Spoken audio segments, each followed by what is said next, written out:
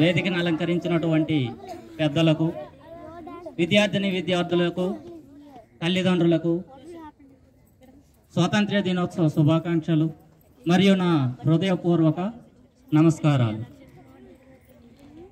మన భారతదేశం అనేక నిధులకు కానాచి. అటువంటి భారతదేశాన్ని దోచుకోవటానికి చాలా దేశాల నాయకులు, ప్రజలు ప్రయత్నం చేశారు. అలా 200 సంవత్సరాలు మనం బ్రిటిష్ వారి చేతుల్లో చిక్కుకున్నాం. వారి నుండి స్వాతంత్ర్యం పొందటానికి అనేక మంది తమ యొక్క ప్రాణాలను కూడా లెక్క చేయకుండా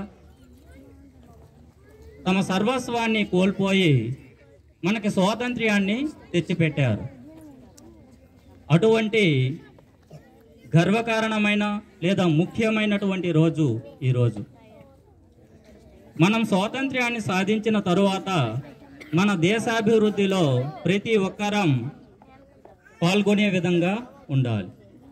మన దేశాన్ని ఏ విధంగా దోచుకున్నారనేటటువంటి విషయాన్ని చిలకమర్తి లక్ష్మీనరసింహారావు గారు ఒక పద్యంలో చెప్పడం జరిగినది.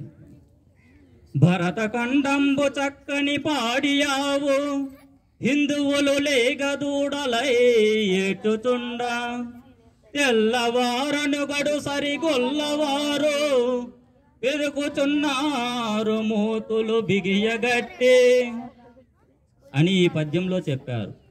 తెల్లవారు అనేటటువంటి వారు ఎవరంటే బ్రిటిష్ వారు. వాళ్ళని గొల్లవారితో పోల్చారు. మనకి దక్కాల్సినటువంటి సంపదను దక్కనివ్వకుండా ఒక ఆవుకి ఉన్నటువంటి పాలుని దూడ త్రాగకుండా వాటికి మూతి పుటికలు అంటారు మన భాషలో. ఒక రకమైనటువంటి అంటే ఆ దూడ ఆ పాలను త్రాగకుండా మూతిని బిగియగట్టి ఆ పాలనంతటిని కూడా దోచుకుపోవడం అంటే మన సంపదలన్నీ కూడా దోచుకుపోయారు. అటువంటి పరిస్థితులు ఉన్నటువంటి దేశంలో మన గాంధీజీ గారు, సుభాష్ చంద్రబోస్, రాణి రుద్రమదేవి మొదలైనటువంటి అనేక మంది స్వాతంత్ర సమరయోధులు వారి ప్రాణాలను లెక్క చేయకుండా మనకు స్వాతంత్ర్యాన్ని తెచ్చిపెట్టారు. కాబట్టి వారి యొక్క కృషి, త్యాగ ఫలమే ఈరోజు మనం ఎంత సంతోషంగా ఉండటానికి గల కారణం.